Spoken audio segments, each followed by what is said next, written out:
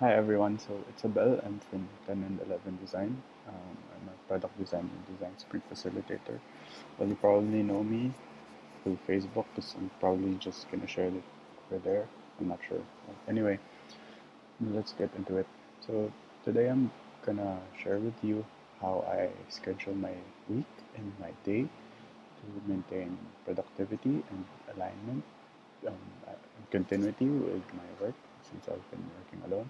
Essentially, this would help you mm, stay on top of things and manage your time better and avoid stressing over it. So I've been trying this since September. I've iterated on it a couple of times, and so far, this is the most comfortable method and way that I've been doing, and I just wanted to share it with you because I had a couple of friends who wanted to do this as well. So yeah, we just wanted to talk about it. So let's get into it. So first things that you need are Notion, the app. You should just Google it, Notion app. It's a essentially like a uh, like Google Drive. Yeah, sorry. It's like Google Drive that's easier to use, and I guess it's more organized with all these tabs on this side and menu. And basically, it's very powerful. It has Kanban boards and all that stuff. And then you have you need to use your Google Calendar or any calendar that works for you. So, yeah. So, starting off, every Sunday, I plan my week to basically I just started off like this. Uh, Create a new week. This is a template that I made. You can copy it for yourself. So in Notion, when you do a template, basically brings out everything that was pre-filled, well, template. Anyway, yeah. For starters, I put the week date. So for this week, it's May 27 tomorrow, 27 until June 2. June 2. Close this one. Alright, and then I try to add an icon. Any funny one. So let's just put the dog. Yeah. You try to ignore this first. Yeah.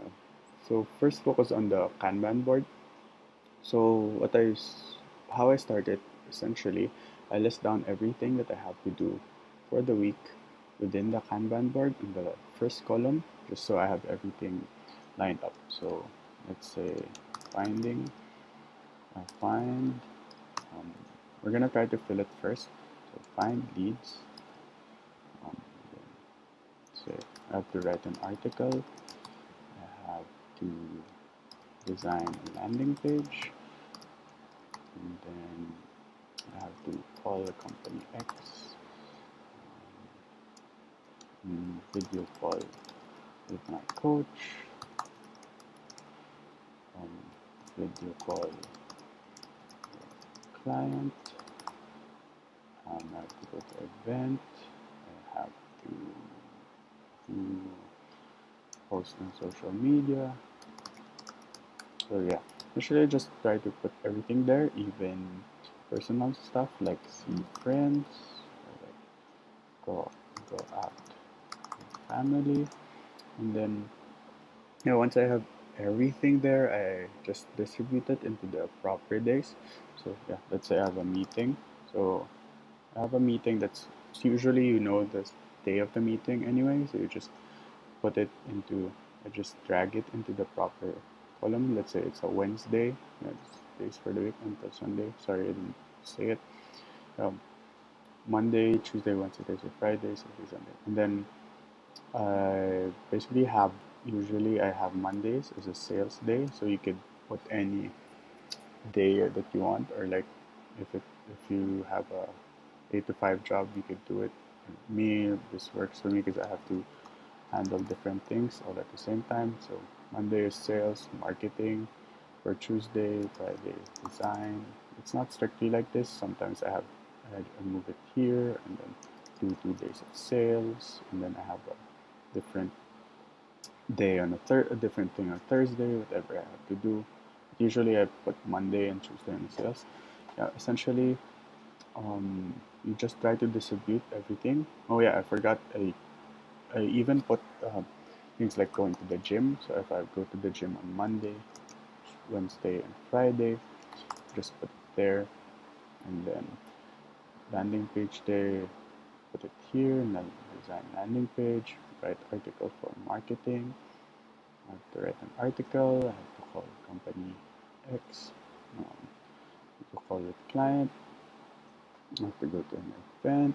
Yeah, basically, just put it put everything there, and then if I have to put some extracurricular activities and like family stuff, I just put it there as well. So now I have all the things that I have to do for each day of the week, and then um, after I that basically that's how I plan my week, and then I go into the day to day. So I get into it. So this is I have the Monday. I'll explain what these are for later in the one on top, but that's when I switch into Google Calendar. So yeah, in Google Calendar, I basically just put this daily schedule that I have to do. So I usually have a block in the morning because this is my morning routine. So if you wake up earlier, you can move it. But yeah, basically I wake up at 8. Sorry if that's too late, but what works for me. And I start working. So I just reference um, the day that I have to. So I just switch tabs. So Monday I have to find leads. Okay, find leads. And yeah, so I'm gonna give like 2 hours for it. If you know how to use this, and then um, yeah, there. And then I have to call company X. Let's say I have a 2 p.m. call. Company X. Call company X. If it's a meeting or like an engagement with someone else, I just put a red color just because I want it to stick out when I look at the calendar.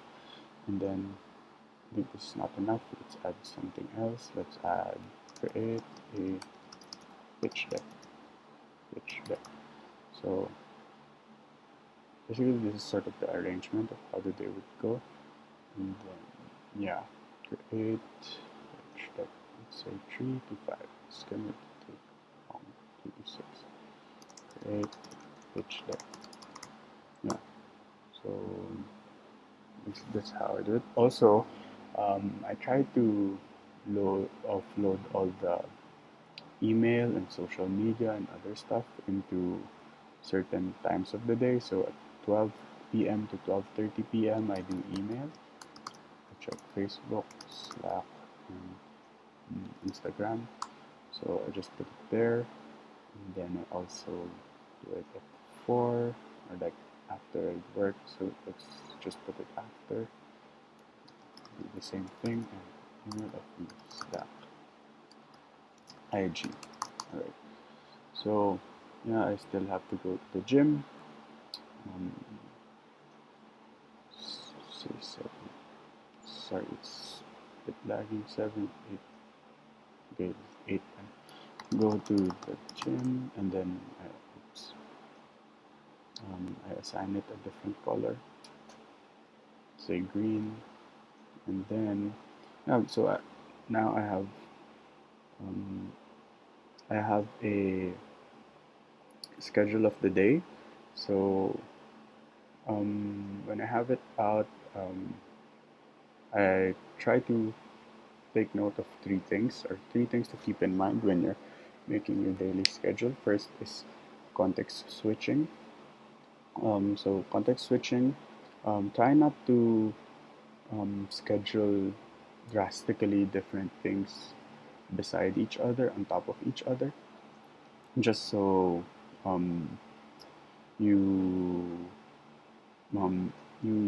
you're in a different mindset when you do the task or different headspace.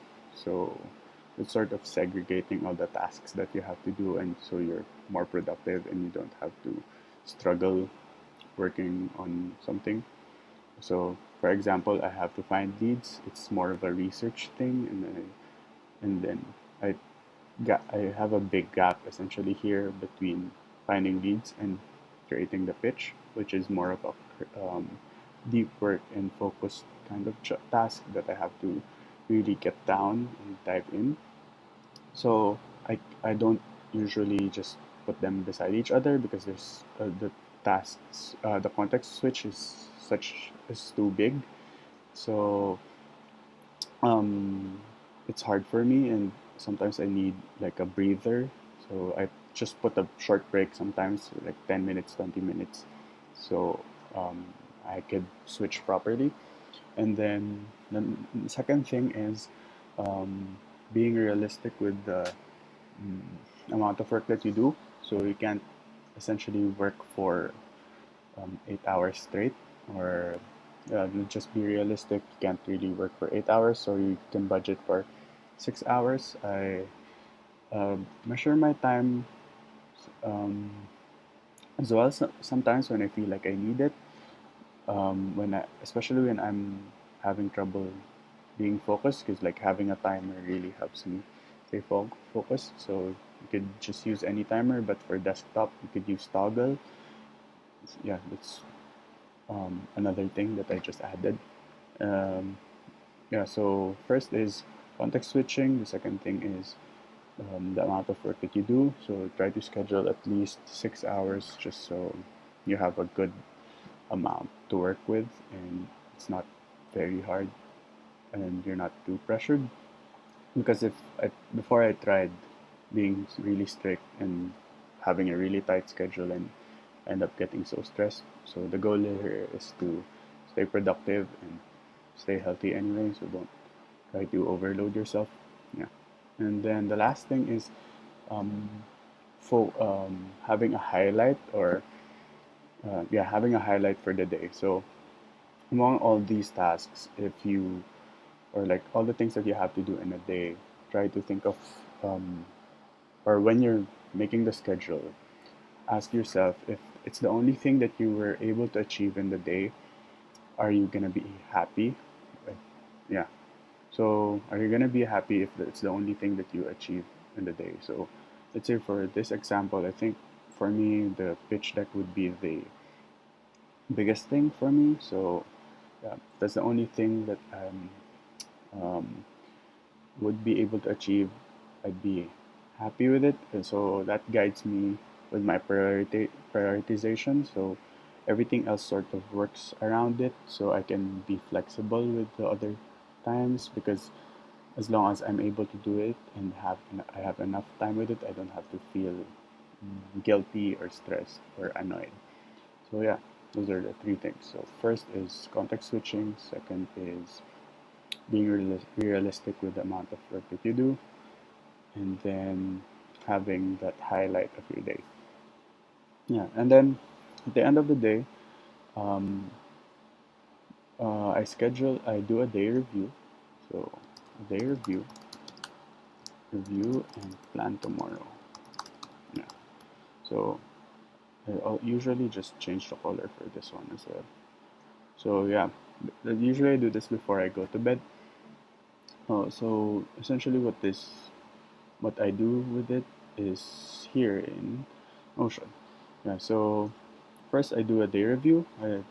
This is a framework that I use. So what went well, what didn't work out so well, what could I improve, and what made me happy. So I think these three are pretty straightforward, just so I can track what I achieved and what I failed in, or what I could wasn't really satisfied with. And then what made me happy is one thing that I got from my friend Yannick Jimenez from Instagram. Yeah, so essentially this is just to help you appreciate things in life and not get stressed, and just to remember how your day went. It's really healthy to do that as well. So you just try to remember what made you smile, or even if you can't think of something, sometimes I just try to think of um, the smallest thing that I really noticed from the day that I had. So yeah, um, that's the day review. Then basically I go through the scheduling again for the next day, and that's it. Um, Basically just redo this thing, except on the day of on the night before the Tuesday, the Wednesday, and so on until I reach Sunday. So yeah, that's basically how I schedule my days. And then when I get to Sunday, I do the same thing for the week. So I do what went well for me during the week, what didn't work out for me, what could I improve, and what made me happy during the week. And then, oh, well, essentially, I try to just recall it. I don't try to. Sometimes I try to reference the days when I can't remember, but try to just recall by memory. And then what needs to be done the next week is just something I use so I could copy and paste it for the Kanban board the following week, the week after this one. So after the one that I just made, and then basically this is just for continuity. So yeah, I think that's everything that I have. So if you want to get up on this or like read more on this, I suggest you read these books. Um, yeah, if you want something foundational and um, like things about motivation and habits, read Power of Habit. So that's really foundational stuff. If you want to get into like creating your own schedule and then using hacks and tricks to help you maximize your time, read Make Time by Jake Knapp. And then if you want to optimize your work and schedule, read 4 Hour Work Week by Tim Ferriss. So I haven't really finished reading this. It's quite thick, but super helpful and really gives you a lot of different mindsets on how to think about your productivity and work. It's pretty um, it's a unique kind of book. Don't let the title mislead you. It's really about optimization of your work and life. So it really gives you a lot of different mindsets about things. So yeah, read Power of Habit, Make Time, and 4 Hour Work Week. So yeah, that's all. Mm, so that's all I have for you. Thanks for listening to me in this video. Essentially, I just wanted to try out speaking. So this is just practice, and I wanted it to be something useful for people. So thanks, and I hope you learned something from this short video, and I'll see you around.